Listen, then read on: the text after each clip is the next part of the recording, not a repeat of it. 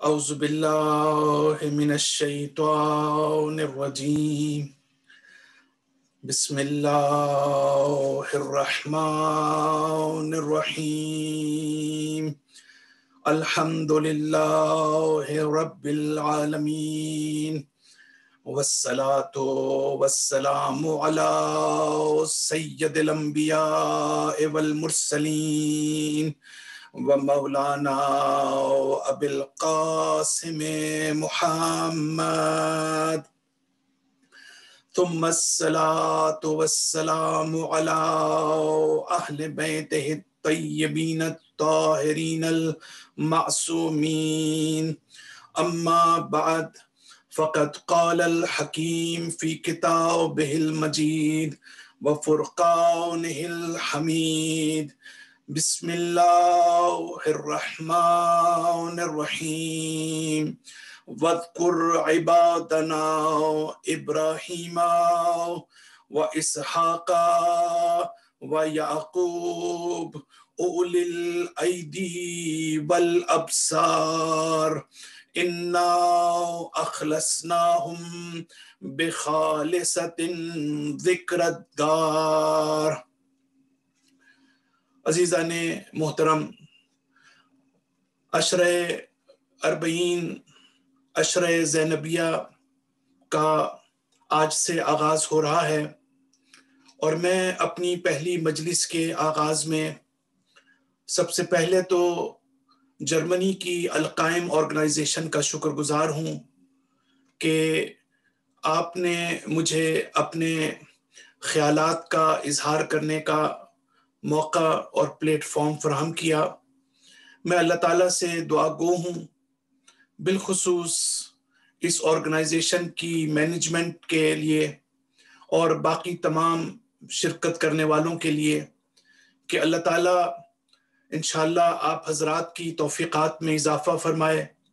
اللہ تعالیٰ ہماری اس مختصر سی عبادت کو قبول فرمائے، اور اللہ تعالیٰ ہم سب کو توفیق عطا فرمائے کہ ہم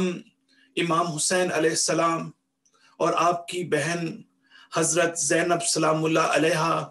کے راستے کو اور آپ کے مشن کو اور اہداف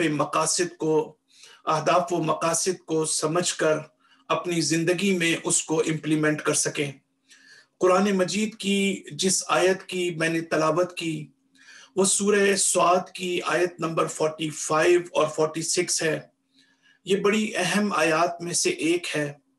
اور انشاءاللہ میں اپنی مجلس کا آغاز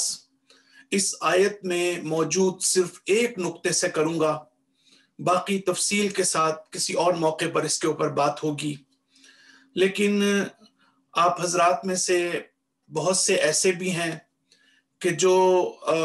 آلریڈی میری مجالس سے واقف ہیں، اور ایک طویل عرصہ جو ہے وہ آپ حضرات سنتے رہے ہیں مجھ کو،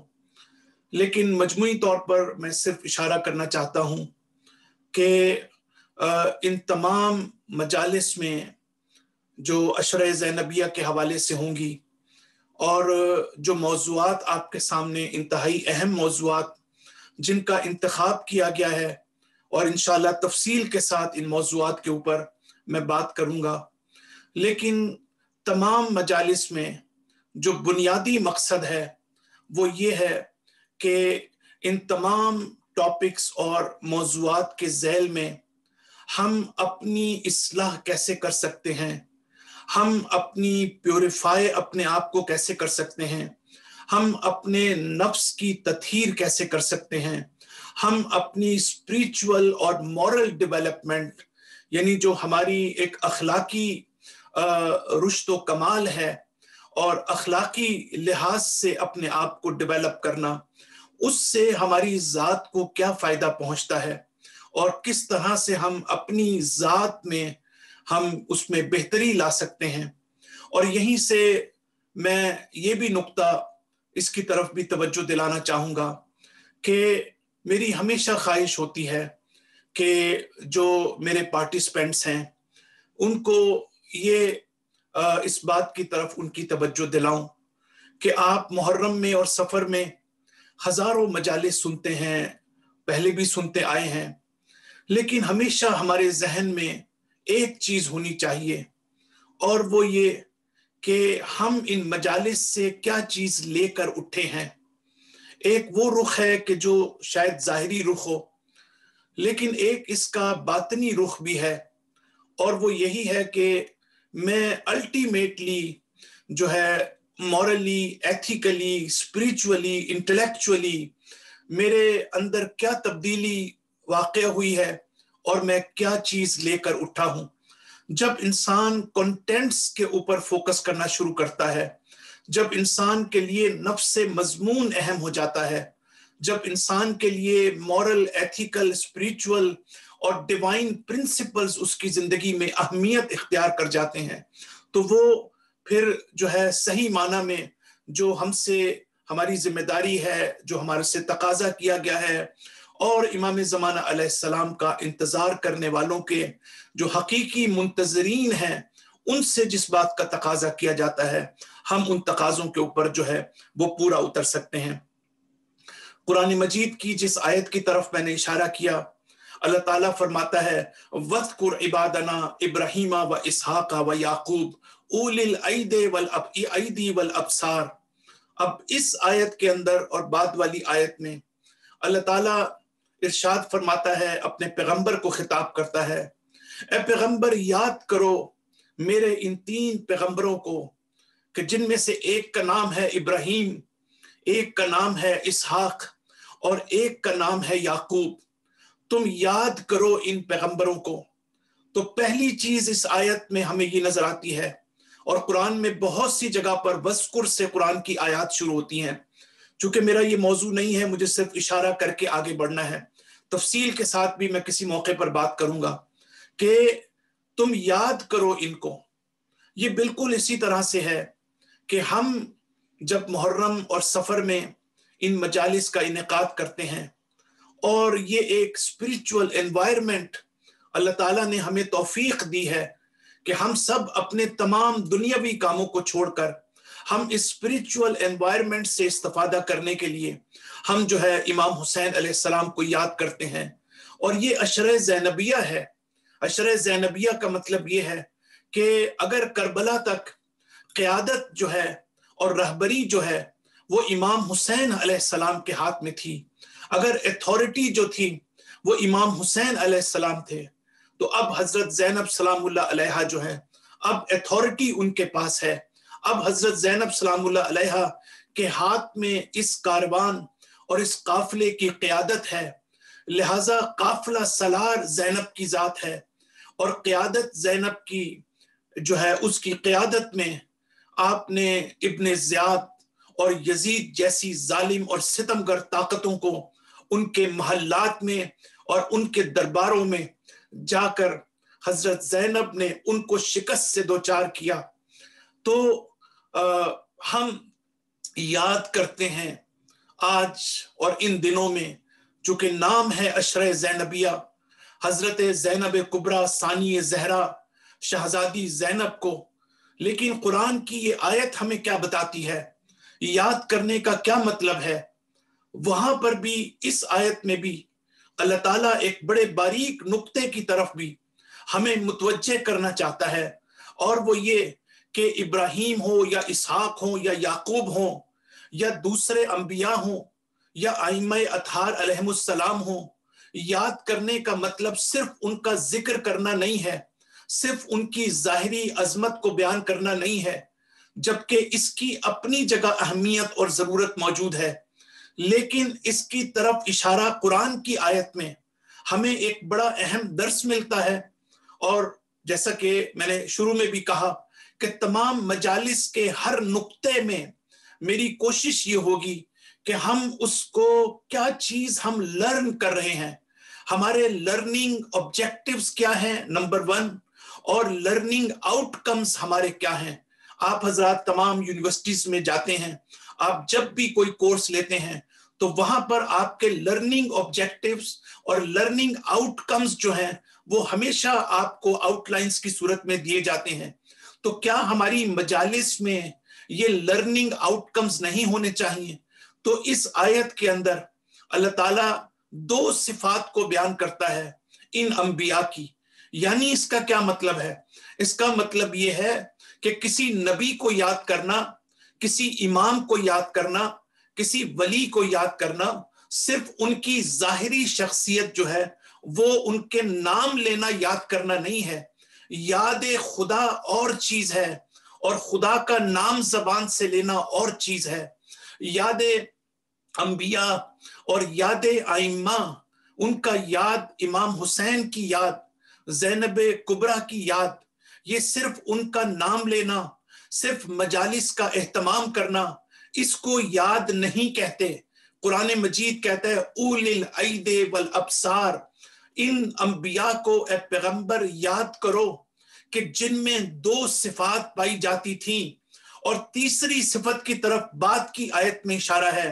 पहली सिफत ये थी कि उलिल ऐदी, यानी वो साहिब यद यानी हाथ से, यानी वो साहिब कुदरत थे, उनके पास ताकत थी, उनके पास कुव्वत थी, और साथ साथ उलिल ऐदी वल अब्सार, और दूसरी कुव्वत उनके पास ये थी कि उनके पास बसीरत मौजूद थी, उनके पास आगाही मौजूद थी, उनके पास मार्फत मौजूद थी। ये दो ऐसे हथियार हैं,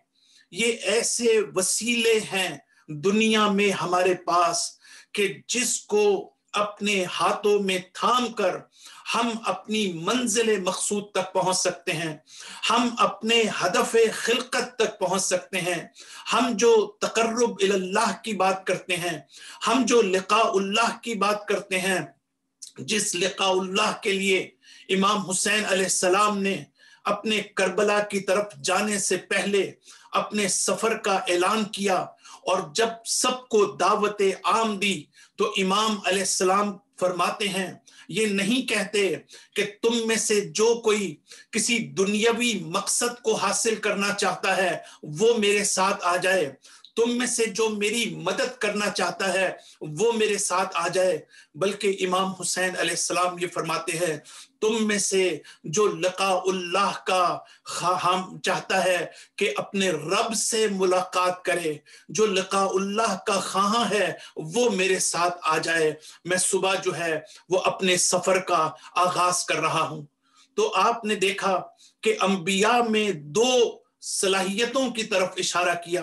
दो क्वालिटीज की तरफ इशारा किया। एक तो आप में अंबिया में कुव्वत और ताकत थी। ये कुव्वत और ताकत वो वाली नहीं थी कि जिसको मादी कुव्वत कहते हैं, जिसको जिस्मानी कुव्वत कहते हैं, जिसको जाहिरी शुजाअत कहते हैं, बल्कि इससे मुराद, अगर आप मुफस्सरीन को देखें, अगर आप अल्लामा तबातबाई तफसीर अल मीज़ान को खोल के देखें, अगर आप हमारे उलमा की तफासीर को देखें, तो आपको पता चलेगा कि उससे मुराद जो जिस्मानी कुव्वत है, शुजाअत है और खौफ का ना होना, वो तो तमाम अंबिया की सिफात थी। किसी नबी ने कभी किसी दुश्मन से खौफ नहीं खाया, कभी किसी नबी ने किसी दुश्मन से जो है वो खौफ खाकर जो है वो हथियार नहीं रखे। लेकिन इस मकाम के ऊपर हमारे मुफस्सरीन लिखते हैं कि अंबिया के पास कुव्वत थी, ताकत थी, वो रूहानी कुव्वत थी, वो मानवी और स्पिरिचुअल कुव्वत थी कि जिसके जरिए से वो अपने रब की इबादत करते थे। रूहानी कुव्वत के साथ अपने रब की इबादत करना और चीज है, और ज़हनी और अकीदती लिहाज से सिर्फ ये समझकर इबादत करना कि नमाज मुझ पर वाजिब है, रोजा मुझ पर वाजिब है, लिहाजा मैं नमाज पढ़ रहा हूँ, लिहाजा मैं रोजा रख रहा हूँ, लिहाजा मैं इमाम हुसैन को याद कर रहा हूँ, लिहाजा मैं मजालिस के अंदर शिरकत कर रहा हूँ, ये अलग चीज है। उस रूहानियत के साथ नमाज पढ़ना, उस मानवियत के साथ नमाज पढ़ना, फिर इसके साथ साथ इनके पास हमने इनको कुव्वत अता की है, हमने इनको ताकत अता की है। इसका क्या मतलब है? इसका मतलब यह है कि इनको हमने स्ट्रगल करने की सलाहियत अता की है कि जिंदगी में कोशिश कैसे की जाती है, जिंदगी में जिद्दोजहद कैसे की जाती है, जिंदगी में स्ट्रगल कैसे की जाती है। जब इंसान स्ट्रगल करना सीख जाता है, जब इंसान कोशिश करना सीख जाता है, جب انسان اپنی زندگی میں آنے والی رکاوٹوں کو ہٹانے کے لیے مسلسل جد و جہد کی معرفت حاصل کر لیتا ہے تو وہ زندگی کے سفر میں، چاہے وہ انڈیویجول لائف ہو، چاہے وہ فیملی لائف ہو، چاہے وہ کمیونٹی لائف ہو، چاہے وہ سوشل لائف ہو، ہر سطح کے اوپر انسان کی کامیابی جو ہے وہ انسان کے قدم چومنا شروع کر دیتی ہے۔ تو اس کے ساتھ ساتھ پھر قوت اللہ تعالیٰ نے ان کو عطا کی سٹرگل کرنے کی، کوشش کرنے کی، جد و جہد کرنے کی۔ صرف یہ نہیں کہ کسی خاص موقع پر، بہت توجہ کیجئے گا، کسی خاص موقع پر اگر مجھ پر کوئی بڑی مصیبت آ گئی یا میں نے کسی اپنے بڑے مقصد کے لیے میں نے کوشش کر لی جیسا کہ ہم کرتے ہیں، یہ نہیں، بلکہ جہد مسلسل جس کو کہتے ہیں، زندگی نام ہے جہد مسلسل کا، زندگی نام ہے کوشش اور جد و جہد کا۔ کیوں اللہ تعالیٰ اپنے نبی کو خطاب فرماتا ہے اذا فرغتا اے رسول فنصب، کہ جب تم ایک کام سے فارغ ہو جاؤ تو اگلے کام کے لیے کمر ہمت باندھ لو۔ زندگی میں جو ہے ریسٹ کرنا، سکون حاصل کرنا، ایک حد سے زیادہ اور سستی کا ثبوت دینا، اس کی کوئی گنجائش شریعت کے اندر نہیں ہے، بلکہ مسلسل کوشش کرنا اور جد و جہد کرنا۔ اور پھر اول الایدی کا، اس قوت و طاقت کا ایک اور پہلو جو ہمیں نظر آتا ہے قرآن میں، وہ یہ ہے کہ اللہ تعالیٰ نے ان انبیاء کو قوت عطا کی ہے تاکہ یہ غریبوں کی مدد کر سکیں، محتاجوں کی مدد کر سکیں، اور جو نیاز مند ہیں، جو ضرورت مند ہیں۔ دیکھیں اس کا ہرگز مطلب یہ نہیں ہے کہ جیسے ہمارے ذہن میں تصور آتا ہے کہ کوئی فقیر آ گیا ہم نے اس کو 4 پیسے دے دیے۔ یہ جو نیڈی پیپل ہوتے ہیں زندگی میں، ان کو آپ کی ضرورت ہوتی ہے، کبھی آپ کے پیسے کی ضرورت نہیں ہوتی، کبھی آپ کے دولت و ثروت کی ضرورت نہیں ہوتی، کبھی آپ کی توجہ کی ضرورت ہوتی ہے، کبھی آپ کی سپورٹ کی ضرورت ہوتی ہے، کبھی آپ کی دلداری کی ضرورت ہوتی ہے، کبھی آپ کی کمفرٹ پرووائڈ کرنے کی ضرورت ہوتی ہے، کبھی آپ کے پاس جو پوزیشن ہے آپ اپنی اس پوزیشن کو استعمال کر کے آپ ایک ضرورت مند کو، چاہے اس کو داخلہ دلانا ہو، چاہے اس کو جاب دلانی ہو، چاہے اس کی زندگی کی کوئی اور مشکل ہو، آپ اس کو جو ہے حل کر سکتے ہیں۔ اگر آپ کے پاس کوئی صلاحیت ہے تو اس کی زکوٰۃ دینا کا مطلب یہ ہے، جیسے بدن کی زکوٰۃ روزہ ہے، پیسے کی زکوٰۃ ہمیں معلوم ہے، اسی طریقے سے علم کی زکوٰۃ امام معصوم کہتے ہیں یہ ہے کہ ہم دوسروں تک اپنا علم پہنچائیں۔ اس سے مراد صرف دینی علم نہیں ہے، یہ صرف ہماری ذمہ داری نہیں ہے۔ اگر آپ میں سے کوئی انجینئر ہے، اگر آپ میں سے کوئی میتھمیٹیشین ہے، تو یہ ہماری ذمہ داری ہے کہ ہم دوسروں کی مدد کریں۔ اور اگر کوئی جو ہے وہ ضرورت مند ہے، اگر کوئی محتاج ہے، ہم کربلا کے میدان کے بعد ہم یہ دیکھتے ہیں کہ جناب زینب سلام اللہ علیہا کی شخصیت کے مختلف پہلو ہیں۔ ان میں سے ایک بڑا امپورٹنٹ پہلو کہ جس دن حضرت زینب کی ولادت کا دن ہوتا ہے، ایران میں اس کو یوم پرستار منایا جاتا ہے، ایران میں اس دن نرسنگ ڈے منایا جاتا ہے۔ جب نرسنگ کا پروفیشن ہمارے ذہن میں آتا ہے تو اس سے ہمیں فوراً یہ پتا چلتا ہے کہ کسی کے ساتھ ہمدردی کرنا،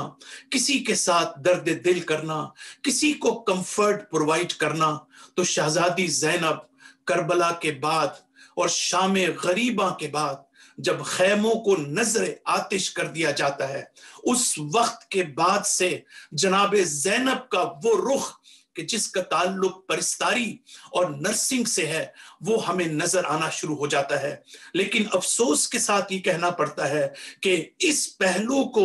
حضرت زینب کے اس طرح سے ہائی لائٹ نہیں کیا گیا جس طرح سے ہائی لائٹ کرنا چاہیے۔ جب خیموں کو نذر آتش کیا گیا، اس وقت سے جناب زینب نے چھوٹے چھوٹے معصوم بچوں کو جمع کیا اور ان سے یہ کہا کہ بچوں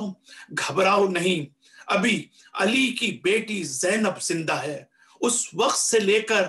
تمام اس سفر کے اندر حضرت زینب کس طرح سے بیویوں کو دلاسا دیتی ہیں، کس طریقے سے ان کی ڈھارس کا باعث بنتی ہیں، کس طریقے سے دوسروں کو کمفرٹ پرووائڈ کرتی ہیں۔ تو یہ انبیاء کی صفت۔ اور دوسری صفت بصیرت کا ہونا، آگاہی کا ہونا، معرفت کا ہونا۔ اس کا مطلب یہ ہے کہ اپنے راستے کی تشخیص دینے کے قابل ہونا۔ اس کا مطلب یہ ہے کہ حق و باطل کے درمیان تمیز دینا، یہ صلاحیت پیدا کرنا۔ ہو سکتا ہے ہمارے پاس علم ہو سکتا ہے ہمارے پاس نالج ہو سکتا ہے ہمارے پاس ڈگری ہو سکتا ہے ہمارے پاس سرٹیفکیٹ ہو، لیکن ہمارے پاس صحیح اور غلط کو تمیز دینے کا ملکہ ہمارے پاس موجود نہ ہو، وہ صلاحیت ہمارے پاس موجود نہ ہو۔ بصیرت کا مطلب یہ ہے کہ ہم وہ آگاہی پیدا کریں، وہ بصیرت پیدا کریں، وہ انسائٹ فل بنائیں اپنے آپ کو، جس سے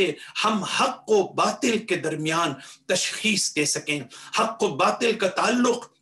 صرف امام حسین سے نہیں تھا کہ ہم ہمیشہ تعریف کرتے رہیں کہ امام حسین نے حق کی خاطر قیام کیا، شہزادی زینب نے حق کی خاطر اپنا پروٹیسٹ کیا یزید اور ابن زیاد کے درمیان، بلکہ کربلا کا میسج اور جناب زینب کا میسج یہ ہے کہ ہماری زندگی میں اٹھنے والے ہر قدم پر حق و باطل ہمارے سامنے ہوتا ہے، صحیح اور غلط ہمارے سامنے ہوتا ہے۔ جب بھی کبھی ہمیں دونوں میں سے کسی ایک کا انتخاب کرنا ہو تو ہم صرف اگر ہمارے کہیں ذاتی مفادات ہوں، کہیں ہماری رشتہ داری ہو، کہیں ہمارے دنیاوی فائدہ ہو رہا ہو، تو اس کو دیکھ کر باطل کا انتخاب نہ کریں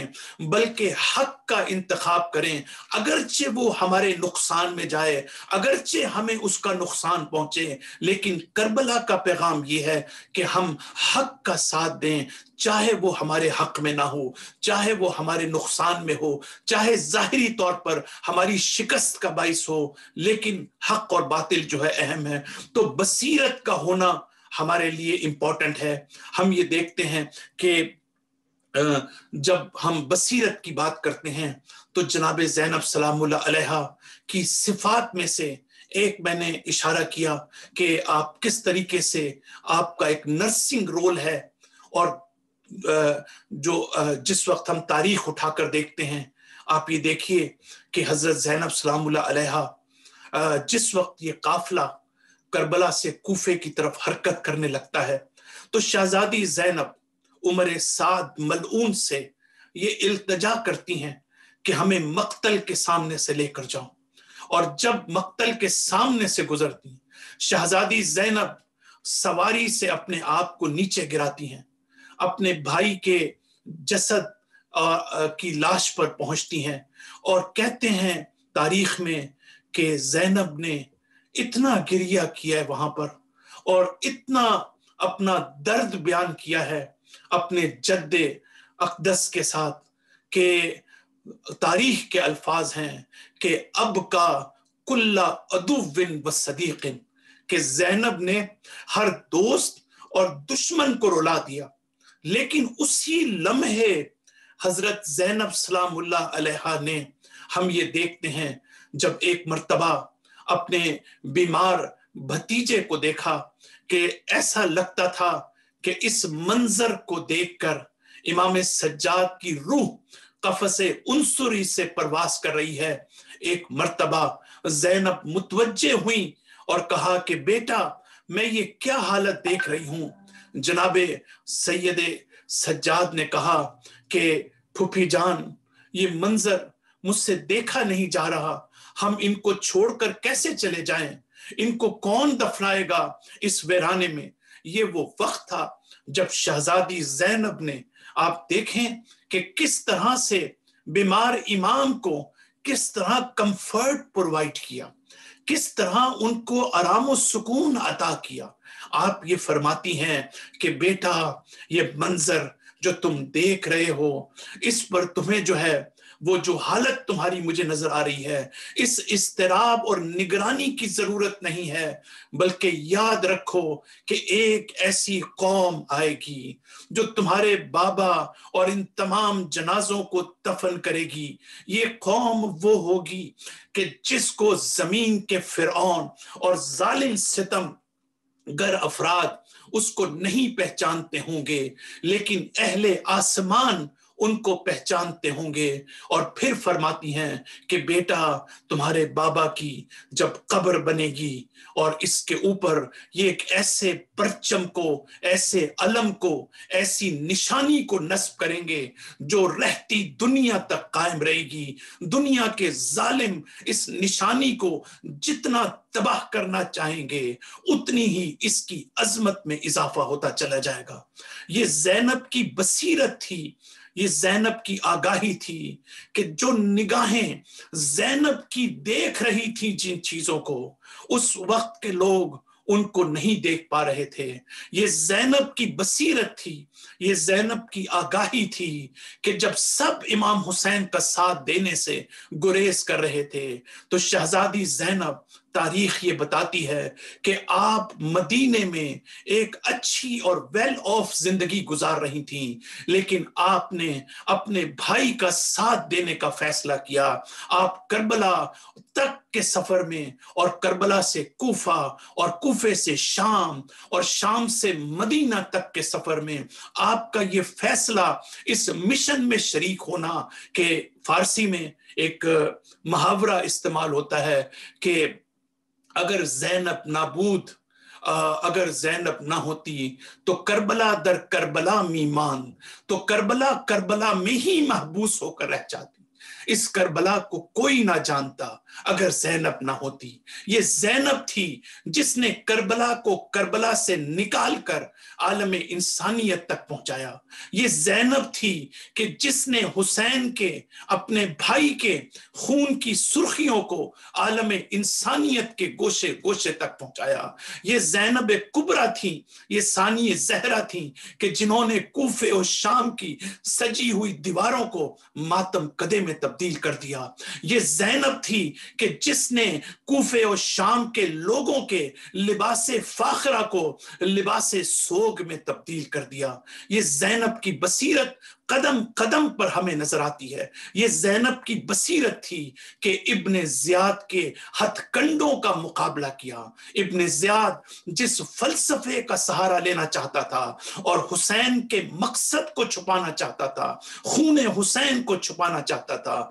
ज़ैनब जानती थी कि मुझे कहां अपनी मजलूमियत का इजहार करना है। ज़ैनब जानती थी कि मुझे कहां पर जो है वो अपनी अक्लो बसीरत का इजहार करना है। ज़ैनब जानती थी कि मुझे कहां पर इस वक्त आरिफाना बसीरत से काम लेना है। इसीलिए हम वाक़े करबला के बाद हम ही ज़ैनब की मजलूमियत को भी देखते हैं, ज़ैनब की अक्लो दानिश को भी देखते हैं, और ज़ैनब की आरिफाना बसीरत को भी देखते हैं। ये तमाम पहलुओं के साथ हजरत ज़ैनब सलामुल्लाह अलैहा ने जो है इस तरीके से अपनी मिशन को, अपनी तहरीक को हजरत ज़ैनब सलामुल्लाह अलैहा ने आगे बढ़ाया। तो जहां तक बसीरत का ताल्लुक है, मैं एक दो नुक्तों के बाद अपनी गुफ्तगू को मैं आगे बढ़ाना चाहता हूं। मौला कायनात अमीरुल मोमिनीन फरमाते हैं कि फ़क़्दुल बसर आहवा मिन फ़क़्दिल बसीरा, कि अगर किसी की जाहिरी निगाहें ना हो तो ये आसान है इस बात से कि उसके पास बसीरत मौजूद ना हो, उसके बाद कल्ब की निगाहें मौजूद ना हो। असल खतरनाक पहलू वो है कि इंसान के कल्ब की निगाहें नाबीना हो जाए। जब कुरान ये कहता है कि तुअमल कुलूब, इनकी आंखें अंधी नहीं हैं बल्कि इनके कल्ब अंधे हो चुके हैं, कल्ब की मार्फत इनकी खत्म हो गई है। जब इंसान में कसावत कल्बी पैदा होती है, जब इंसान में हार्श हार्टेडनेस पैदा होता है, तो उसके नतीजे में इंसान के अंदर बसीरत खत्म हो जाती है। मौला कायनात ये कहते हैं कि जाहिरी आंखों का ना होना, जाहिरी तौर पर नाबीना होना, ये कोई बड़ी बात नहीं है, लेकिन खतरनाक ये है कि इंसान का अक्ल अंधा हो जाए, इंसान का कल्ब अंधा हो जाए। तो अक्ल का अंधा होना, कल्ब का अंधा होना, ये वो अहम चीज है कि हमें करबला के मैदान में हमें सोचने की जरूरत है, तवज्जो करने की जरूरत है। ये बसीरत इसकी इंपॉर्टेंस जब हमें पता चलती है, इमाम हुसैन हमें कैसे बसीरत अता करते हैं, हमारी मजालिस किस तरह हमें आगाही अता करती हैं, हमें किस तरह इंसाइटफुल बनाती हैं, हमारी तकारीर और हमारा मकसद ये होना चाहिए जब हम मिंबर रसूल पर बैठते हैं कि लोगों को इंसाइटफुल बनाएं, वो अपनी जिंदगी की मुश्किलात को हल कर सकें, अपनी जिंदगी में सामने आने वाली रुकावटों को देख सकें और उनको हटा सकें, अपनी जिंदगी के आगे जो मादी हिजाबात हैं उनको देखने के काबिल हो सकें, उनको रिमूव कर सकें, और इंसान इन हिजाबात को, इन रुकावटों को उस वक्त तक नहीं देख सकता जब तक उसका कल्ब बीना ना हो जाए। तो हम क्या करें कि इमाम हुसैन की इस पूरी तहरीक से किन किन मकामात पर हमें बसीरत अता होती है, हमें आगाही अता होती है, हमें फहम फरासत अता होती है। और फिर आपके बाद आपकी बहन सैयदा ज़ैनब सलामुल्लाह अलैहा के इस मिशन के अंदर जो है हमें कहां कहां पर जो है हमें बसीरत कैसे मिलती है, हम अपनी जिंदगी में कैसे हक को बातिल के अंदर जो है वो तमीज दे सकते हैं। इमाम बाक़िर अलैहिस्सलाम मस्जिद में दाखिल होते हैं और देखते हैं कि मस्जिद जो है वो लोगों से भरी हुई है। इमाम बाक़िर अलैहिस्सलाम को यकीनन लोग पहचानते हैं, आपके मकाम को जानते हैं, आपकी इल्मी शख्सियत को जानते हैं। इमाम फरमाते हैं अपने साथ जो चलने वाला है, इमाम ये कहते हैं लोगों से पूछो कि क्या उन्हें इस बात का पता चला कि इमाम बाक़िर मस्जिद में दाखिल हो गए हैं। उस शख्स ने, जो भी आपका कंपेनियन था, उसने लोगों से पूछा कि लोगों क्या तुम्हें पता है कि मस्जिद में कौन दाखिल हुआ है? इसके बाद लोगों ने कहा नहीं, हमें नहीं पता, हम तो अपने कामों में मसरूफ हैं, अपनी इबादत में मसरूफ हैं। क्या तुम्हें मालूम है कि इमाम बाक़िर जो है मस्जिद में आए हैं? कहा हमें नहीं मालूम। उसने जवाब, उस शख्स ने इमाम से कहा मौला यहां तो किसी को नहीं पता कि आप तशरीफ लाए हैं मस्जिद के अंदर। इमाम ने कहा जाओ इसी मस्जिद में एक कोने में वो शख्स बैठा हुआ है जो नाबीना है, उससे पूछो कि तुम्हें पता है कि मस्जिद में कौन आया है। इमाम ने उसको ये कहा, वो शख्स उस नाबीना के पास गया, उसने फौरन जवाब दिया कि मुझे मालूम है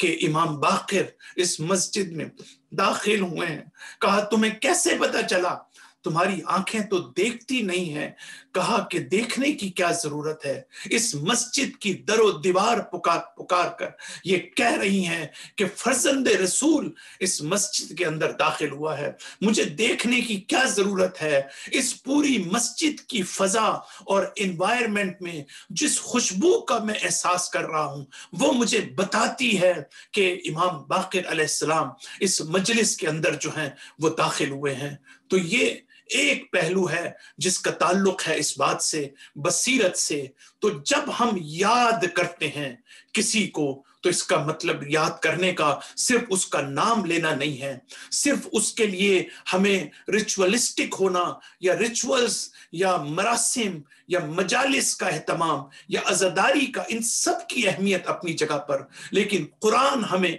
डीपर लेवल्स की तरफ ले जाना चाहता है। तुम जिसको याद करते हो उसकी क्वालिटीज को याद करो, तुम जिसको याद करते हो उसकी सिफात को याद करो, तुम जिसको याद करते हो उसकी जिंदगी में जो इलाही और इंसानी उसूल है उन उसूलों को याद करो, उन उसूलों को समझने की कोशिश करो, ताकि तुम्हारी जिंदगी के अंदर तुम्हारी रूह की पुख्तगी और तुम्हारी रूह की तत्हीर का ये सारी चीजें जो हैं वो बाइस बन सकें। तो जब हम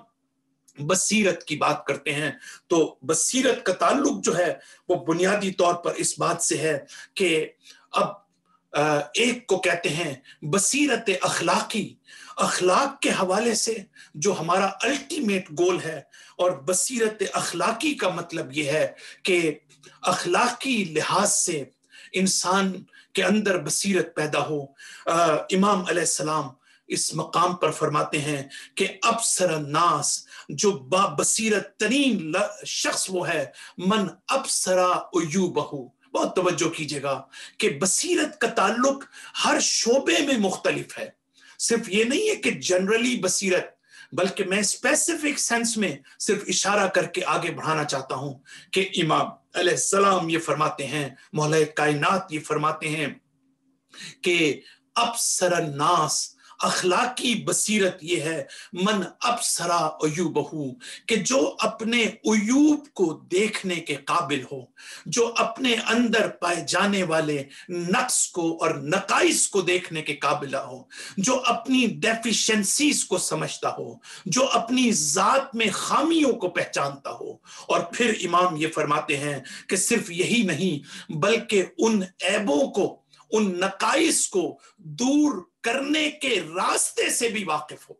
अब देखें कि हमारे अहले बैत अलैहिस्सलाम के जो मारिफ हैं, जो तालीमात हैं, वो कितनी इंपॉर्टेंट है कि जिनको आम तौर से हम इग्नोर करते हैं। मुझे हैरत होती है कभी कभी, हमें दूसरे मसाइल का मौका कैसे मिलता है जब ये सारा मारिफ का दरिया हमारे पास मौजूद है, कि जो हमें आहिस्ता आहिस्ता जो है वो दूसरों तक मुंतकिल करना है। इमाम ये फरमाते हैं कि अखलाकी बसीरत इसको कहते हैं कि इंसान अपनी जात में पाई जाने वाली खामियां, और ये जो दौर है ये डिसएसोसिएशन का दौर है, ये दौर जिस दौर से हम गुजर रहे हैं, यानी जितनी हमारी इंगेजमेंट इस दुनिया में बढ़ चुकी है, कभी किसी तारीख में इंसान दुनिया से इतना अटैच नहीं हुआ था। ये जो सोशल मीडिया की दौर है, ये जो यूट्यूब और फेसबुक का दौर है, इस दौर में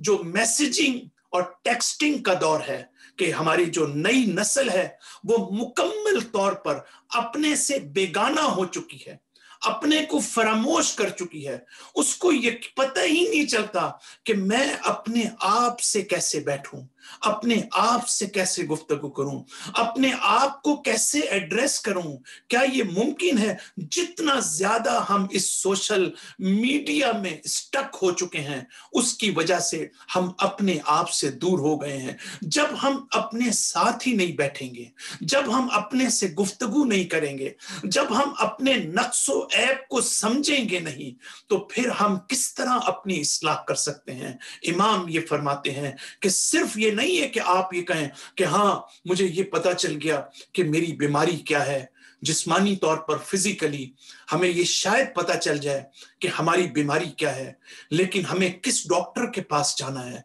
हमारी बीमारी का इलाज क्या है, ये दूसरा मरहला है और उसको जानने की जरूरत है। एक तो ये कि खुदा हमें ये सलाहियत अता करे कि कबल इसके कि कोई आकर हमें बताए, हम खुद अपनी खामी को हम उसका इदराक हासिल करें।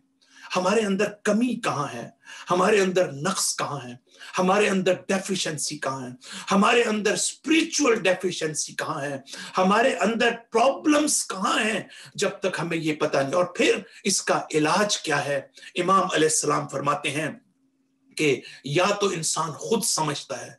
या इंसान का जो करीबी दोस्त होता है, अच्छा दोस्त होता है, वो उसको रहनुमाई करता है। और हदीस के अल्फाज अजीब हैं। हदीस में है कि या फिर उसका दुश्मन उसको बताता है कि उसका ऐब क्या है, उसका नक्स क्या है। दुश्मन कभी कभी जाहिरी तौर पर हमारा दुश्मन होता है। हमारे उरफा ये कहते हैं कि दुश्मन जो आपको आपके ऐबों की तरफ मुतवज्जे करे, जो आपको आपकी कमजोरियों की तरफ मुतवज्जे करे, वो आपका हो सकता है जाहिरी तौर पर दुश्मन हो, लेकिन दूसरी चीजों में, लेकिन हकीकतन वो आपका दोस्त है। वो दुश्मनी की सूरत में आपसे दोस्ती कर रहा है, लेकिन जो दोस्त आप बनाते हैं और वो दोस्त आपको आपकी मुश्किलात की तरफ इशारा नहीं करता, आपकी डेवलपमेंट में उसका कोई किरदार नहीं है, तो वो दोस्त जाहिरी तौर पर दोस्त है, लेकिन हकीकतन वो आपका दुश्मन है। वो दोस्ती की आड़ में आपसे दुश्मनी करता है और दूसरा दुश्मनी की आड़ में आपसे दोस्ती करता है। ऐसी रिवायात मौजूद है कि हत्ता शैतान ने आकर अंबिया में को उनकी कमजोरियों की तरफ मुतवज्जे किया है। अंबिया की तरफ हजरत याहिया को जब तारीख में हमें मिलता है, कहा या किसी और नबी को कि तुम खाते ज्यादा हो, सिर्फ इसकी तरफ मुतवज्जे करना था, तो उस नबी की जिंदगी में जो इनकलाब आया, तो सिर्फ कहने का मकसद ये, मैं आगे नहीं जाना चाहता, कि बसीरत का ताल्लुक अखलाकी लिहाज से ये है, और फिर बसीरत का ताल्लुक जो है एक और चीज की तरफ है जब हम बसीरत की बात करते हैं, और ये वो चीज है कि जो हमें इमाम हुसैन भी अता करते हैं, जो हजरत ज़ैनब सलामुल्लाह अलैहा जो हमें सिखाती हैं। और बसीरत का ताल्लुक इस बात से है कि हम अपने अखलाक में बसीरत पैदा करें और अपने दीन में बसीरत पैदा करें, अपने मजहब में बसीरत पैदा करें। इमाम हुसैन अलैहिस्सलाम शब आशूर के अपने खुतबे में, उस तारीखी खुतबे में इमाम हुसैन अलैहिस्सलाम ये फरमाते हैं कि अहमद का अहमद का मैं हमद बजा लाता हूँ, ahsanus-सना, परवरदिगारा मैं तेरी हमद बजा लाता हूं, ऐसी हमद कि जिससे बेहतर हमद कोई हो नहीं सकती। और इसके बाद इमाम फरमाते हैं अकरम तना बिन नबुव्वा, परवरदिगारा तूने हमें नबुव्वत से नवाजा है। फिर फरमाते हैं वह अल्लमतनल कुरान, परवरदिगारा तूने हमें कुरान की तालीम अता की है। और आपने देखा आखिर में क्या फरमाते हैं इमाम हुसैन, इमाम फरमाते हैं कि परवरदिगारा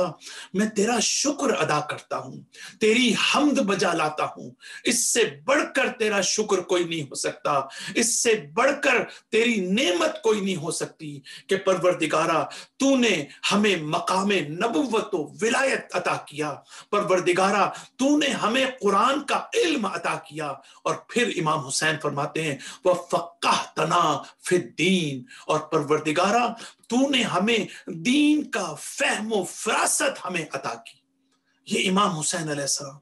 और फिर इमाम सज्जाद ये फरमाते हैं या अल्लाह ला तजअल मुसीबतना फी दीनना, परवरदिगारा हमारी मुसीबत को हमारे दीन में करार ना दे। हमारी जिंदगी की मुसीबतें बहुत हैं, हमारी गुमराहियों की एक पूरी दास्तान है, हमारे इनहराफात की पूरी एक दास्तान है। मिंबर रसूल के ऊपर इमाम हुसैन के नाम पर जिस किस्म की गुमराहियां और जिस किस्म के इनहराफात फैलाए जाते हैं, ये सारी की सारी हमारी मुसीबतें हैं, ये सारी की सारी हमारी मुश्किलात हैं। इसलिए कि हम मौका देते हैं, इसलिए कि हम सुनते हैं, इसलिए कि हमारे नजदीक इंपॉर्टेंस जो है वो एंटरटेनमेंट की है, हमारे नजदीक इंपॉर्टेंट जो है वो अखलाकी तरबियत की नहीं है, वो तस्किया नफ्स की नहीं है। जिस दिन हमारी अप्रोच बदल गई, जिस दिन हमारा वर्ल्ड व्यू बदल गया, उस दिन हमारे मिंबरों की हालत भी बदल जाएगी। तो इन मुसीबत को अपने दीन में कैसे करार देते हैं, इमाम सज्जाद अपनी दुआओं में किस तरह हमें समझाना चाहते हैं कि हम इन मुसीबतों को अपने दीन में कैसे करार देते हैं। यानी हमारे दीन पर इसका असर होता है, दीन के फहमो इदराक पर इसका असर होता है, हमारे अकीदे पर इसका असर होता है, हमारे ईमान पर इसका असर होता है। हमारा ईमान भी तबाह होता है, हमारा अखलाक भी तबाह होता है, हमारा अकीदा भी तबाह होता है, हमारा दीन भी तबाह होता है। इसका मतलब यह है कि बसीरत दर दीन ये वो इंपॉर्टेंट नुक्ता है कि जिसकी तरफ जो है हमें तवज्जो करने की जरूरत है। और हमारे लिए इंपॉर्टेंट है कि हम हजरत ज़ैनब सलामुल्लाह अलैहा के इस इंपॉर्टेंट मैसेज को और आपकी शख्सियत में जो बसीरत का उन्सुर है, हम उसके ऊपर गौर करें। मैं इंशाअल्लाह कल की आने वाली मजलिस में दोबारा मैं अपनी गुफ्तगू को जारी रखते हुए मैं हजरत ज़ैनब सलामुल्लाह अलैहा की जिंदगी के और आपकी इस इलाही तहरीक के, और ये जो प्रोटेस्ट है इलाही तहरीक और इब्न ज़ियाद और यजीद के खिलाफ आपका जो प्रोटेस्ट है, इस पूरे करबला से कूफा और कूफे से शाम तक की मनाजिल में वो इलाही وہ انسانی وہ اخلاقی پہلو جو سیدہ زینب نے اس پورے اپنے سفر میں آپ نے جن کی طرف توجہ کی، اپنی بصیرت کا ثبوت دیا، اپنے عقل و فہم کا ثبوت دیا، آپ نے اپنی عارفانہ بصیرت کا ثبوت دیا، تاکہ دشمن کو اس کے گھر میں جو ہے وہ نقصان پہنچایا جا سکے، اس کو شکست فاش دی سکے۔ اور یہی وجہ ہے ہم یہ دیکھتے ہیں کہ جس وقت حضرت زینب سلام اللہ علیہ کربلا کے بعد، بس عزاداران عزیز میں اپنی گفتگو کو آج یہاں پر ختم کرتا ہوں، چند جملے صرف مصائب کے، انشاءاللہ تفصیلات آنے والی مجالس کے اندر جو ہے ہمارے جو آپ کے سامنے میں رکھوں گا۔ عزاداران عزیز، جب کوفے میں یہ قافلہ پہنچتا ہے تو 3 منصوبے دشمن بناتا ہے۔ ابن زیاد نے 3 منصوبے بنائے تاکہ اس خاندان کو رسوا کر سکے۔ پہلا منصوبہ بازار کوفہ، دوسرا منصوبہ مسجد کوفہ، اور تیسرا منصوبہ دربار کوفہ۔ ہمارا سلام ہو شہزادی زینب پر کہ انہوں نے تینوں مقام پر دشمن کو شکست دی، لوگوں کو خطاب کیا، لوگوں کی چیخیں نکل گئیں، ان کے آنکھوں سے آنسو آنا شروع ہو گئے، انہوں نے اپنے زبانوں کو بند کر کے، تاریخ یہ کہتی ہے جب شہزادی زینب نے ہوا میں ہاتھ لہرائے،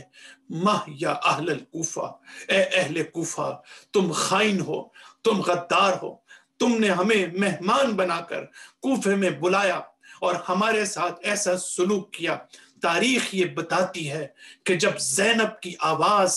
اس مجمع میں گونجی تو لوگوں کی سانسیں ان کے سینوں میں دفن ہو گئیں۔ لوگ یہ دیکھ رہے تھے کہ دختر علی کیا کہہ رہی ہیں، زینب کیا کہہ رہی ہیں۔ پھر شام میں انہی تینوں منصوبوں کو دوبارہ دہرایا گیا۔ دشمن نے عبرت حاصل نہیں کی، دشمن نے درس حاصل نہیں کیا۔ دشمن سمجھتا تھا کہ کوفے میں زینب نے اگر ہمیں شکست دی ہے تو اس لیے کہ کوفے کے لوگ زینب کو جانتے تھے، کوفے کے لوگ جانتے تھے کہ اہل بیت کا مقام کیا ہے، کوفے کے لوگ جانتے تھے۔ یہی وجہ ہے کہ جب زینب جس وقت کوفے میں داخل ہو رہی تھی تو اس وقت آپ جس منظر کو سوچ رہی تھی،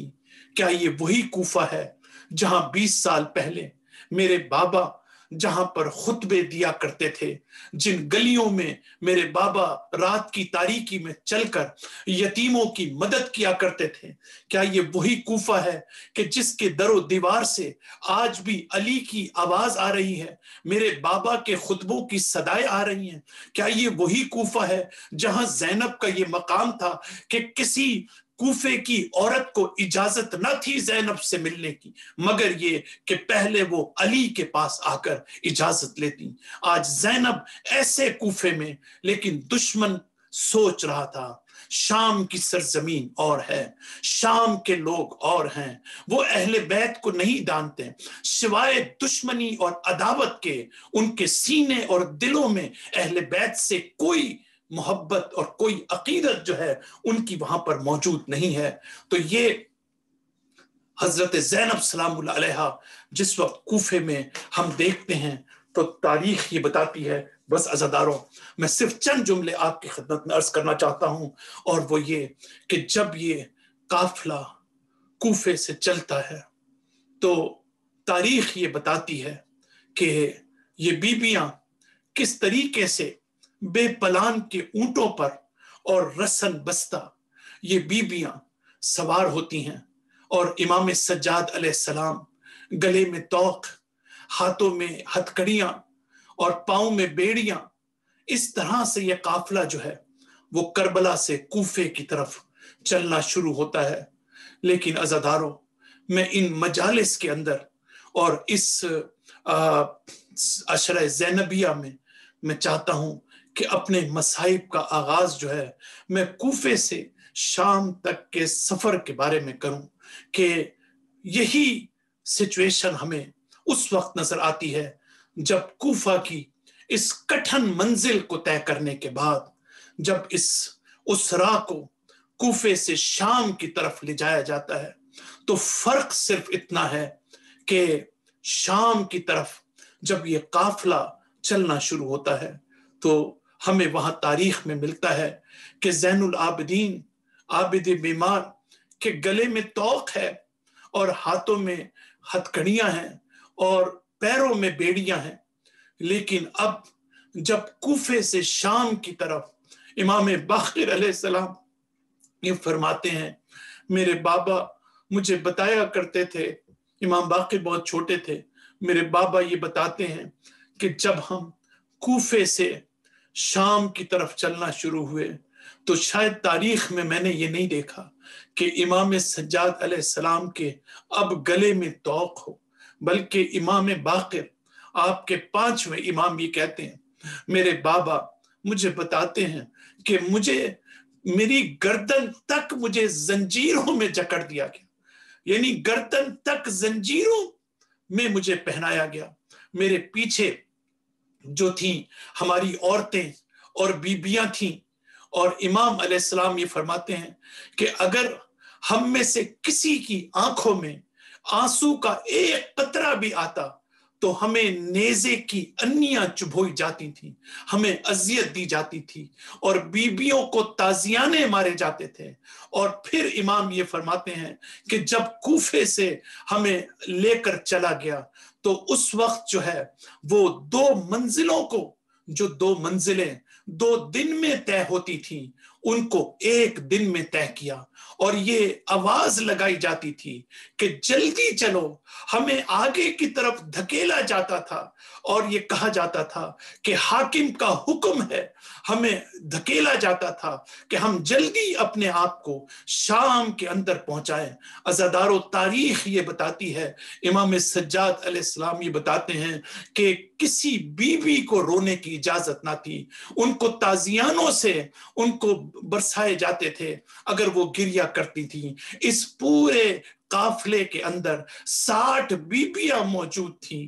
جن میں سے 40 بیبیاں ایسی تھیں کہ جن کی گودوں میں دودھ پیتے ہوئے بچے تھے. تاریخ کربلا یہ لکھتی ہے کہ جب یہ قافلے کو آگے بڑھایا جاتا تھا تو بچیاں اور بچے ماؤں کی گودوں سے اچھل کر گرتے تھے، لیکن ماؤں کو اجازت نہ تھی کہ وہ مڑ کر اپنے بچوں کو دیکھیں. یوں کربلا سے شام تک چھوٹے چھوٹے بچوں کی 40 قبریں بنتی چلی گئیں. تاریخ یہ بتاتی ہے جب یہ بیبیاں مدینے آئیں تو مدینہ آ کر یہ ایک مرتبہ مدینے کو خطاب کر کے یہ کہتی ہیں، اے مدینہ جب ہم یہاں سے گئے تھے تو ہماری گودیاں ہری بھری تھیں، آج جب ہم آئے ہیں ہماری گودیاں اجڑ چکی ہیں. عزادارو پھر وہ وقت آتا ہے جب شام کے دروازے سے 1 فرسخ دور اس قافلے کو کھڑا کیا جاتا ہے،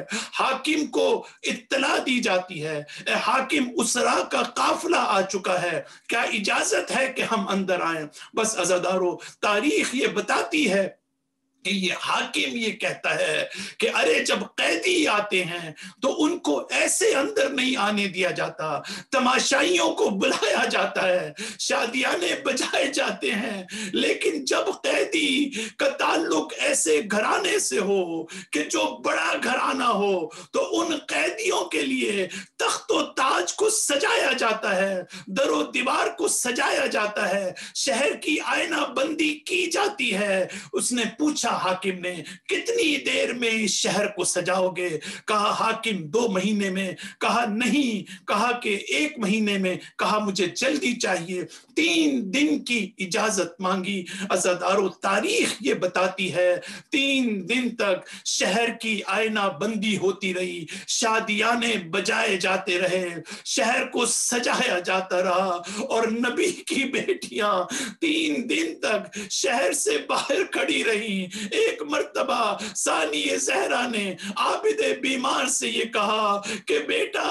اب کیا ہوگا، یہ سننا تھا۔ عابد بیمار نے ایک مرتبہ پھپھی اماں کو خطاب کر کے کہا، پھپھی جان خدا یقیناً یہ منزل بھی آسان کرے گا، پھپھی جان آپ تو علی کی بیٹی ہیں، آپ کو گھبرانے کی ضرورت نہیں ہے۔ الا لعنت اللہ علی قوم الظالمین، سیعلم الذین ظلموا ای منقلب ینقلبون۔ اللہم اغفر للمؤمنین والمؤمنات والمسلمین والمسلمات الاحیاء منہم والاموات، تابع بیننا وبینہم بالخیرات انک مجیب الدعوات انک علی کل شیء قدیر برحمتک یا ارحم الراحمین۔ اللہم صلی اللہ محمد وآل محمد وعجل فرجہم۔ اب میں ملتمس ہوئے شاہد بھائی سے کہ دعائے امام زمانہ پڑھیں۔ شاہد۔ اللهم صل على محمد وآل محمد۔ بسم الله الرحمن الرحيم۔ السلام عليك يا رسول الله، السلام عليك يا نبي الله، السلام عليك يا محمد المصطفى، السلام عليك يا علي المرتضى، السلام عليك يا فاطمة الزهراء، السلام عليك يا خديجة الكبرى، السلام عليك يا حسن مجتبى، السلام عليك يا حسين الشهيد بكربلاء، السلام عليك يا أبو الفضل العباس، السلام عليك يا علي بن الحسين ومحمد بن علي وجعفر بن محمد وموسى بن جعفر، علي بن موسى ومحمد بن علي وعلي بن محمد والحسن بن علي والحجة بن الحسن القائم المهدي